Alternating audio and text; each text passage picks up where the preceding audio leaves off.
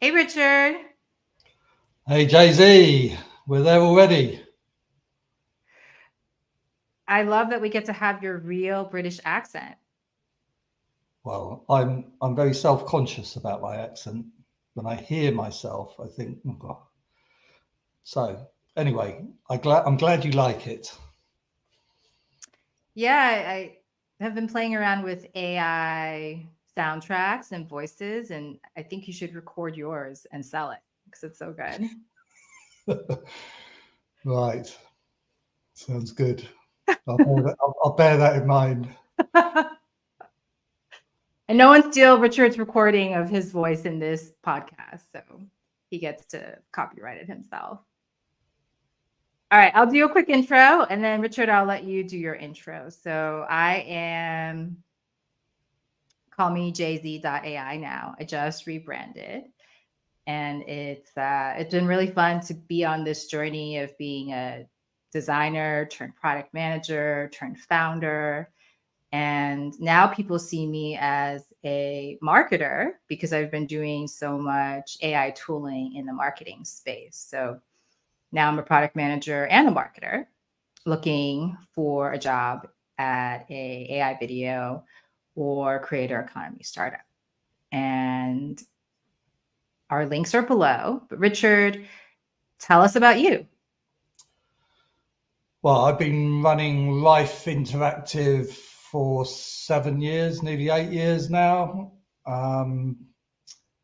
Been working with a couple of really interesting clients, one in the fine art side, started out on the SEO side, branched out into social and paid, and all of that's gone very well. Just getting more involved on the web design side now.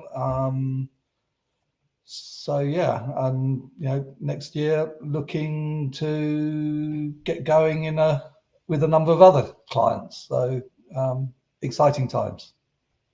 That's so fun that you started with a fine art client. I'm Well, jealous. I have FOMO. So well, that was I put in quite a lot of effort into the SEO for Life at the time, and these guys are quite local to me, and they came through the SEO, the first and only inbound lead I've had for Life, and carried on putting a lot of time and effort into that. And then last January, I was watching a video with Rand Fishkin and Will Reynolds, a couple of old, they're both very good friends and, pioneers of the whole SEO thing.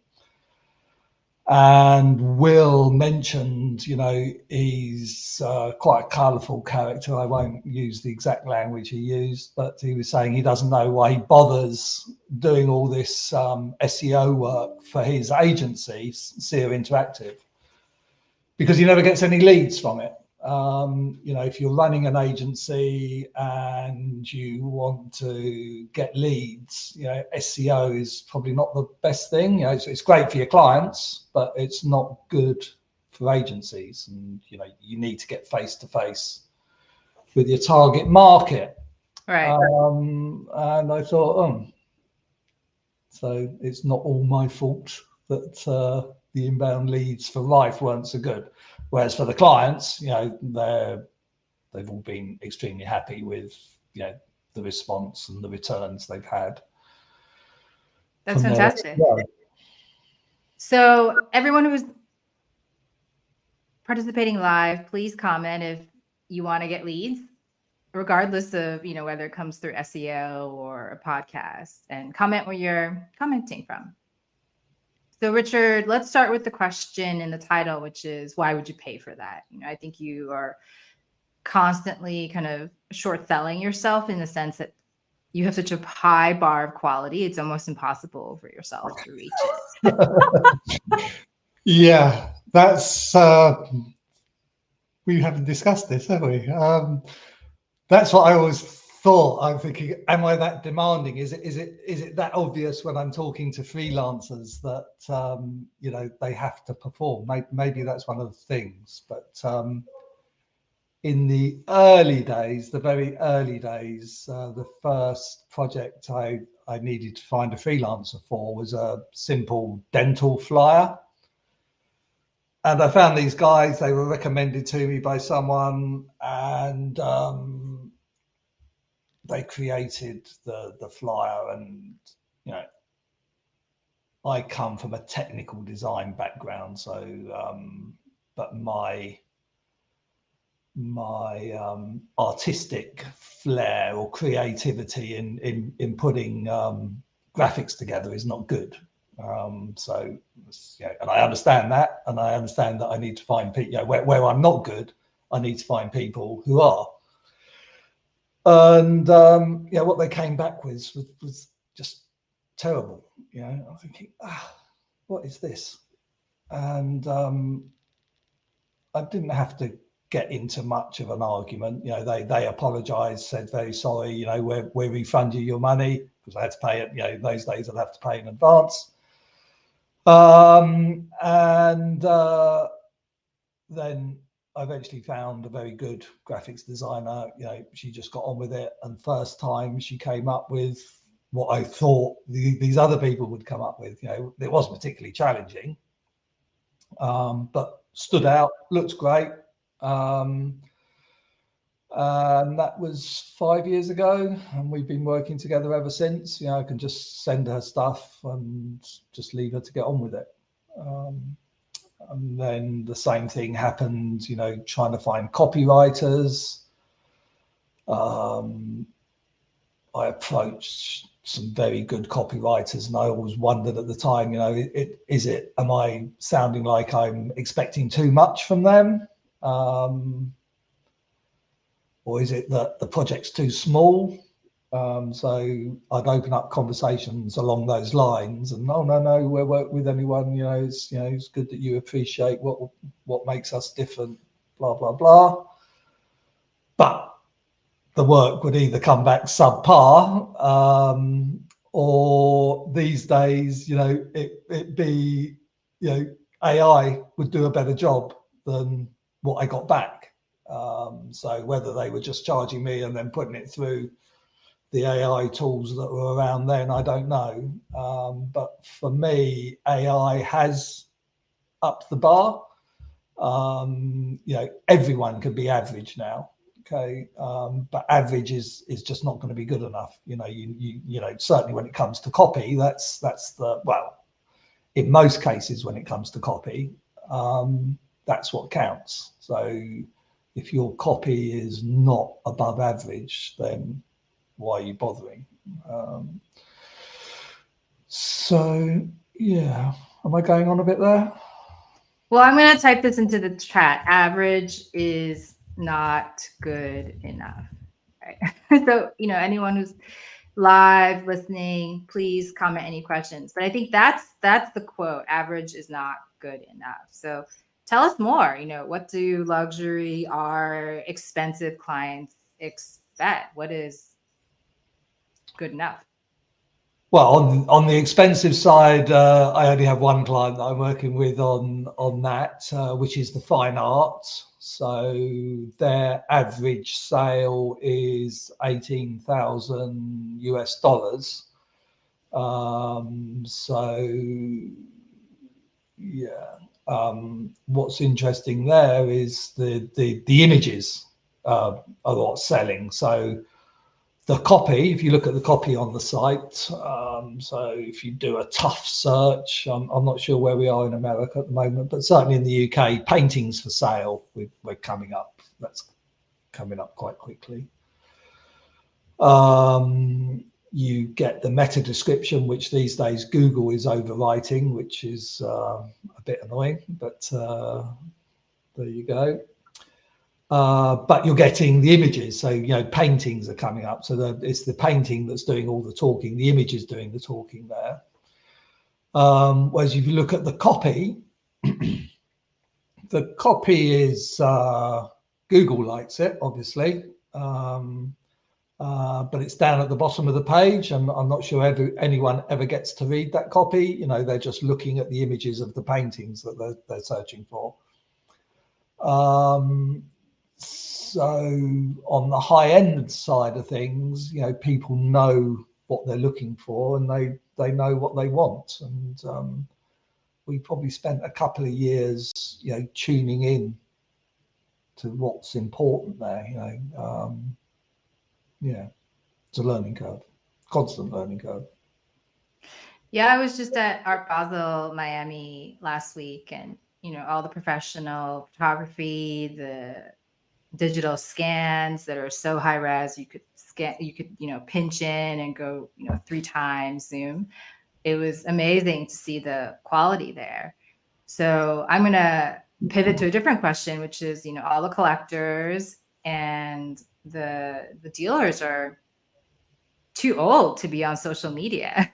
And I don't know that they'd want to be, right? They don't really want to give up their privacy. They don't want everyone bombarding them with, you know, give me handouts. So let's move on to this question of is luxury or experience too old for social media? No, I think it comes back to the, you know, having a passion for something, isn't it? Just talking there. I'm trying to remember his name on Instagram. Swaffer, I think. I can't remember what his first name is, but he's an antique dealer, and he's got quite a strong following. And he's doing very, very well on Instagram. And, you know, his passion comes across. You know, if you look at what the things that he puts up there, and, you know, he's on there quite regularly. So he's making that work for him. There's another client of the fine art client. She does versions of fine art in flowers. So she had something to do at the Royal Academy of Art that really got her Instagram following growing exponentially. Again, she's passionate.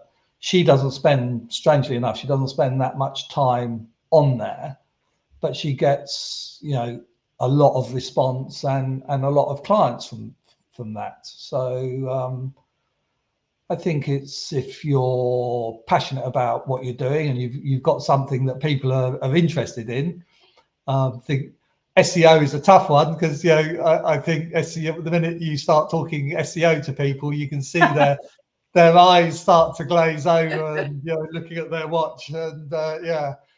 So yeah, it's no, you're not too old. And yeah, if you look at lots of people, you know, there's you know, lots of people talking to themselves, obviously, but there are lots of people that are, you know, having fun, and not so many people selling, I don't think, on social media. But I think we're slowly starting to see that change, which is sort of leading me on to TikTok, which is, I keep saying, you know, we're going to partner with a TikTok specialist on doing something, but lots of other things get in the way of that. But yeah, I think next year, this whole SEO, you know, Google have done some sort of partnership with TikTok, haven't they? That's right. They launched that last month. Yeah. Yeah. So yeah, I think next year we're going to see a whole load of, you know, a change in influencer marketing, rather than this all, you know, look at me type thing. You're going to see more engaging, interesting, you know, I think it's going to be the whole influencer thing will change, where you get people that, you know what they're talking about with the products. Looking at, well, I'm not looking at it closely. I was supposed to be looking at it closely, but maybe, you know, early next year, I'll have a better, clearer idea of all of that. Well, the antique dealer and all the people who are on and older with expertise, do they show their faces, or do they only show the art? No, interestingly not. And I've talked to a few people, and it's the same with me. Yeah, this is the first webinar I've done, and that's because of you, Jay-Z. So thank you very much for that. You're welcome. You know, everyone says your first video is the toughest, but after 4 or 5, you know, you start loosening up and gaining confidence. And there's another client that I talked to about this, you know, and he's saying, well, you do it first, and then I'll learn from you. So he actually did it, and he didn't enjoy it, but I thought he did a very good job. But he hasn't done another one since. So I think people are very self-conscious. And I'm not sure people care about how you look or sound. It's what you're talking about. If you're talking about something that's relevant to them and you're talking about it in an interesting way, you shouldn't have a problem. And you'll only get better, hopefully. Well, you know, Iris Apfel, she's 101 or older now, and she was the editor of Vogue, and now she has her own designer brand. She's partnered with glasses companies and rug companies, and you know, she is always, her face is always on everything that she launches. And so there's this theory for social media that video, of course, but then videos of your face are incredibly high conversion to sales. So I'm just really commending you for doing your first live video. I know it's really scary. I talk to founders and CEOs all the time who pitch to venture capitalists and who are on, you know, big stages, but doing a live video is just one of the scariest things still for everyone. So I commend you. Thank you for showing up. Yes. So, well, video is the future, of course. That's the other thing. We might not. My 10-year-old daughter might come in, but her and a friend of hers, you know, they're forever doing how-to videos, you know, with their dolls and their slime and everything else. I love the slime. Yeah. And they're just so natural at it, you know. It's like frightening. And then I think about 2 months ago, we went to an open evening at possibly their new school next year. And the kids there, you know, we met the sixth formers, sixth form, which is the final years of, I can't recall what you call last year's of high school. And you know what they were doing was equally impressive. So old timers, one thing, but the youngsters, I think, that are coming through, you know, they're going to be absolutely fantastic at what they're doing. So old or young. How did she learn to make these how-to doll videos on TikTok? No idea. You know, 1 minute they're in the garden, next minute they're at the table here with their iPads, and where they got it, I can only assume they looked at other videos and, you know, just copying what other people have done, and done it in a very natural way that seems professional. You know, it's a shame we didn't record them or keep them rather. But yeah. So then, now that you're an expert and you are on this terrifying live podcast, any advice for others who, like your friend who did it once and didn't do it again, or your other friend who said, you know, you, Richard, have to do it first and then I might do it? Any advice? Just what everyone says, you know, just keep doing it. You know, don't be scared. You'll get better. he says, I can't remember when I bought my green screen. That's probably a year ago. My daughter and her friends have had more use out of it than I have. Yeah, it's for me, it's finding something to talk about. As I say, SEO, I feel uncomfortable. I don't feel people are that interested in it.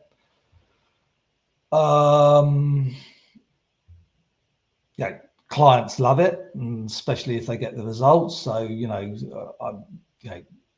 SEO is a great thing, but it's a real tough one to get your foot in the door with.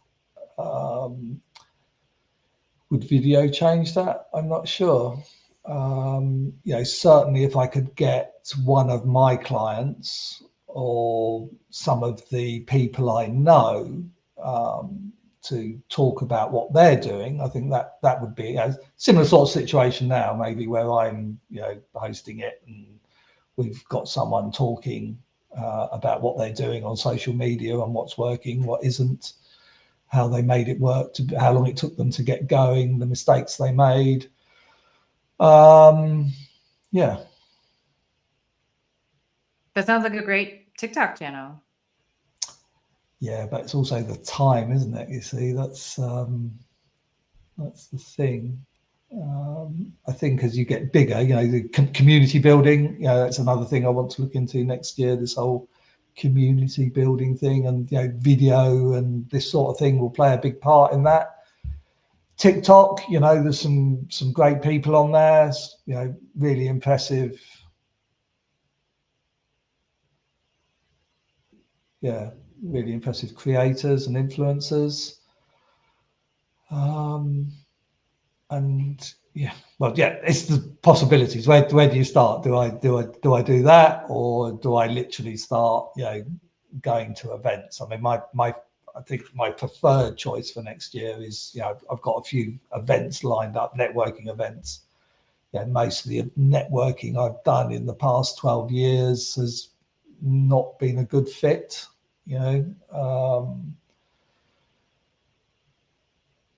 and in the early days, I started off with financial advisors. So it worked in that I got a number of clients in that field. But then after getting those clients, sort of questioning, is that where I wanted to be? And then moved on to lawyers.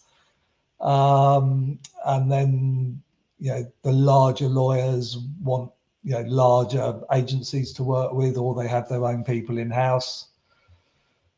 So just getting a focus on the niche I want to go after, and then get busy on a number of things. So lots to think about.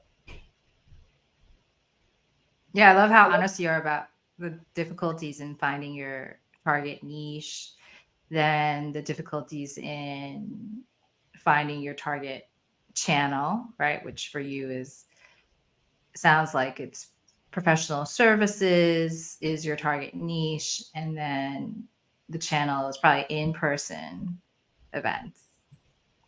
Yeah.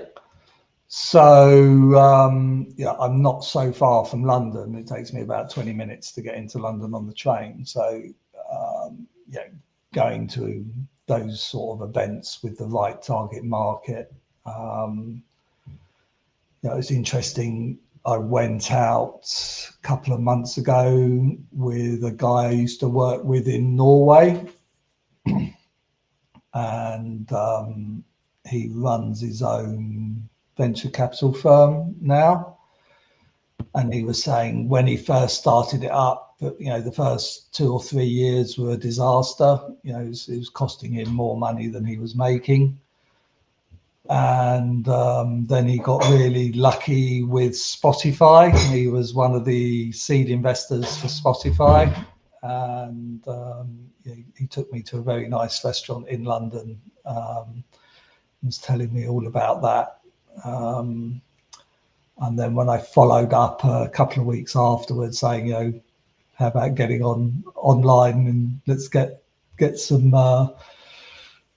some followers for me and for him, of course. And he said, "Oh no, he's retiring now. He's had enough of it all, and he doesn't want to be active on social media." So although he got my hopes up and I was getting quite excited, it ended up going nowhere. So back to the drawing board on that one. Oh, well, high net worth people do not want to be on social media. I think they would pay you to delete everything that is connected to them online because they want to retain their privacy. But for people starting their business, I think going to networking events, and even like high net worth people still go to networking events, right? Because there's no trace of them after. They just make the contacts that they're going to make. So for in-person events, now that we're post-COVID, thank goodness, what is your strategy for in-person networking events? How do you figure out who to go up to talk to? What do you say to them? Well, I don't have any canned small talk. It's generally, everyone's there to network.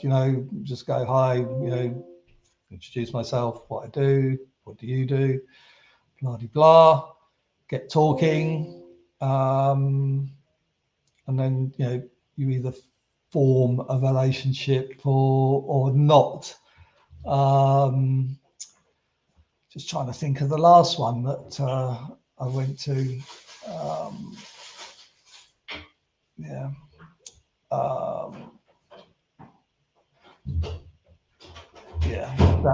That was mainly mortgage brokers. So that was strange.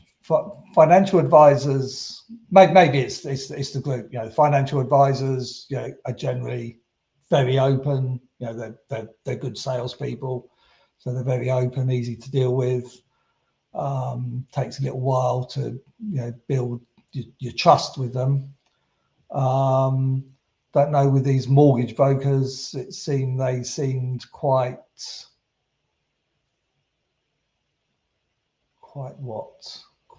guarded, I think is the word. Whereas there's a couple of other mortgage brokers that I've met, very open. It's building the trust, isn't it? Is what it is. Yeah, so I went to a networking event last night and it was awesome. Really amazing seafood and met tons of people who were very open to talking. And so, some of them had their sweatshirts with their logo. So it was really obvious, what they do and whether or not you want to go up to them or not. So what do you think about like business cards and QR codes on sweatshirts and, in person? What do you think about marketing in person? Yeah, I think business cards are essential, certainly for networking events. In the early days, I thought they were old hat. No one bothers about business cards anymore. But just recently, there was a good networking event I went to a few weeks ago. And, I was quite surprised, the amount of people that were still giving out business cards. So QR codes, having it on your business card? Yeah, I'm not sure. On your hat or your T-shirt. So when people are in the room and they see it. Yeah, on your hat would be good. They could scan it immediately. Yeah. No, I'm just thinking about QR codes because there was a post that came up again a few weeks ago on LinkedIn. Someone mentioning that there's quite a funny, can't remember what it was, but they were saying how barcodes are becoming obsolete and QR codes are taking over. But probably about 5 or 6 years ago, when I was looking to get going and I worked with just about anyone, there was this guy, I won't say what country, lovely guy. He flew into London. He had some venture capital meetings and we met up and he was saying that, you know, QR codes are going to be the next big thing, and he's got this plan where he'll make Google obsolete. And I'm thinking, yeah, sure. And I went and met him, and he had a great story, and it all worked fantastic with, yeah, he had his iPhone all set up and everything else. And bear in mind, this is 6 years ago, and my phone then was an Android phone, and it was probably out of date. And when I put my phone on his QR code, it did nothing. You know, he goes, oh, you need to turn your QR codes on, and you know, neither of us could find it in the settings, and it was either buried away somewhere or it just wasn't a function in those days. But anyway, here we are, you know, 5 or 6 years later, and you know, you point your phone at any QR code and instantly, you know, with you're taken to the website. So yeah, I think there's a future there. Is that, yeah, I like the hat idea. I think the hat idea is a good one. Oh, I don't know. I think you're just saying when you go to a networking event, you just start talking to the first people you meet. And that's the whole point, that they're open to the conversation. That's why they're there. Yeah. So, you know, generally I'm looking for someone that I can relate a story to, you know, that is relevant to them and not in a too blatant a way. So just some informal chit chat, you know, how they know the host, you know, generally. So yeah, just getting a handle on what is the next big thing. You know, a QR code is going to be the next big thing. Don't know. TikTok's going to be exciting. Unless Threads, you know, Threads and Instagram, you know, they seem to be doing a good job at. No, you don't think so? I think, Richard, you're the next big thing. No. I just want to. I want to get other people's products to be the next big thing. You know, to find something. The whole with the whole fine art thing. You know, going up against Saatchi Arts, you know, Sotheby's and Christie's, and Bonhams.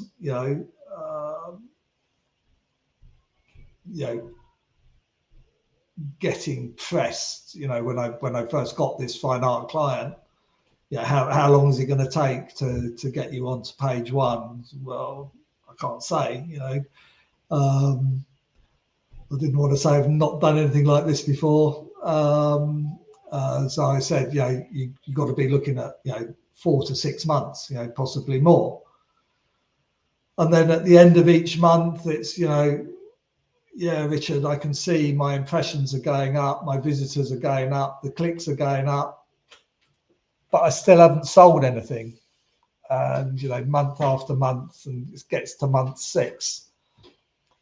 And then my phone goes and it's him, and he never rings me up. And I'm thinking, okay, well, this is it. It's Richard. Yeah, I've just sold 4 paintings. I said, 4 paintings? Yeah.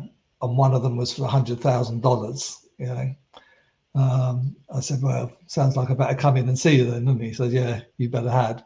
And that was, on month 6. So, and now, as I say, just over 4 years now, I've been working with them, and, we can pick any keyword we like. It can be high volume, high competitive keyword, and reasonably quickly we'll get it onto page 1 of Google. So,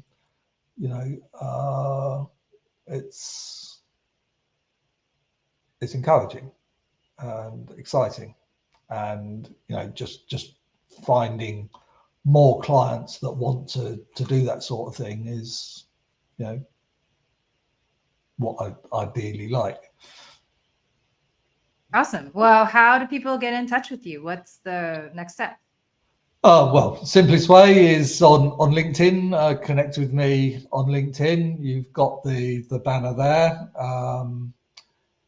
Richard Nolan at Life Interactive. Should do it on Google, or Life Interactive on the website. Fill out the form, and or better still, send me a message on LinkedIn or connect with me. I'm pretty sure you'll still get my phone number, and give me a ring.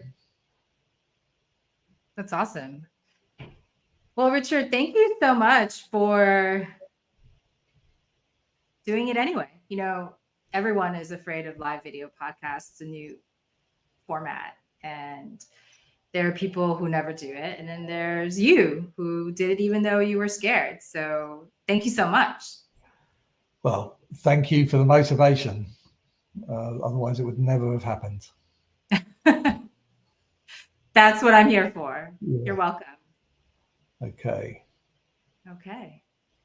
Well, everyone, check out Richard's LinkedIn. Check out callmejz.ai. And any last thoughts, Richard?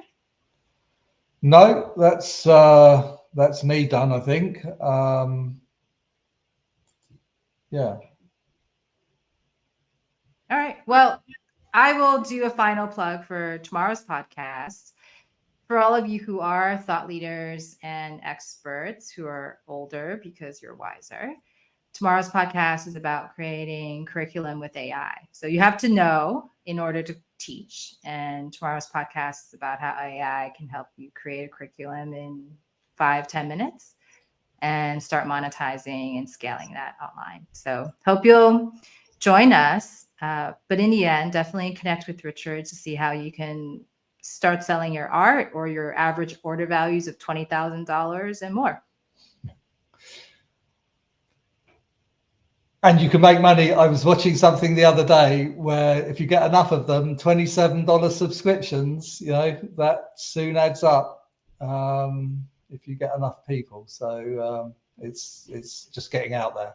But anyway, that's another story. All right. Well, Richard, stay on the stream, but I'm going to end the stream for everyone else. Okay, thanks everybody. Thanks for coming. Thank you. And thank you, Jay-Z. Anytime.